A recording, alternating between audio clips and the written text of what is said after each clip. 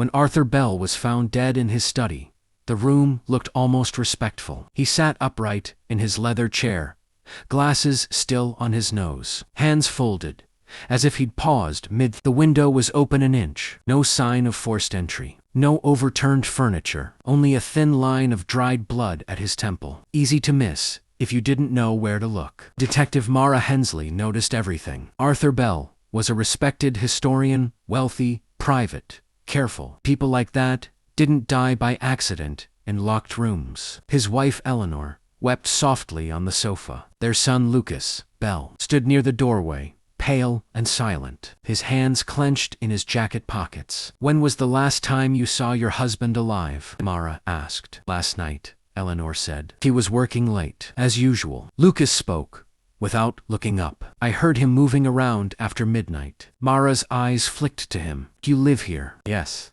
Temporarily." "Why temporarily?" Lucas hesitated. "My father and I have disagreed." Mara made a note. The coroner later confirmed the cause of death: blunt force trauma. The object was small, precise, personal. Mara returned to the study. On Arthur's desk sat a leather notebook, open to a single sentence, written in a shaking hand. "Some truths destroy families." Mara felt the first tug of certainty. This wasn't a random crime. It was a confession waiting to be finished. The Bells were known for their legacy: generations of scholars, donors, and polished reputations. But reputations, Mara knew, were often disguises. She reviewed Arthur Bell's recent work. He'd been researching a decades-old fire at a private boarding school, one that had officially been ruled an accident. Yet Arthur's notes suggested otherwise. Names circled in red ink. One stood out: Lucas Bell. Mara visited Lucas the next day. He answered the door,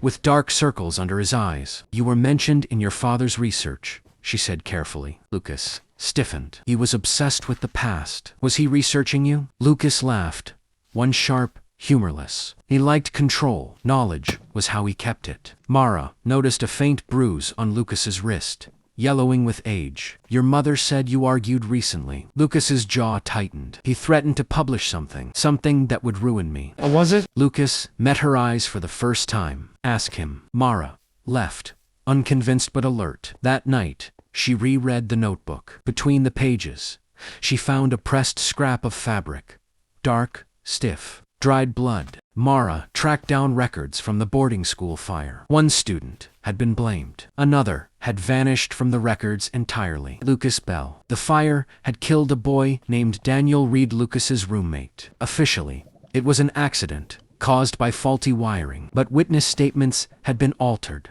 Evidence missing. Arthur Bell had buried it. Mara returned to the house. Lucas was in the study, staring at the desk where his father had died. "He was going to expose me," Lucas said quietly. "Not for the fire, for what he did after." "What did he do?" "Be paid to erase my name. Let another family take the blame. He called it protection." Mara felt the pieces shift. "And last night," Lucas swallowed, "I told him I wouldn't let him rewrite it again." "What happened then?" Lucas looked at the window. He laughed. "The murder weapon was found in the garden, a heavy stone paperweight from the study." Lucas didn't deny it when Mara showed him. "I didn't plan it," he said. "I just wanted him to stop." "You struck him once," Mara said. "Exactly once." Lucas nodded. "That's all it took." Eleanor Bell collapsed when she heard the truth, not in shock, but recognition. She'd known who Arthur was. She'd chosen silence. "You covered for him," Mara said. "For my son," Eleanor whispered. "For the name." Mara realized then that Arthur hadn't been the family's protector. He'd been its architect.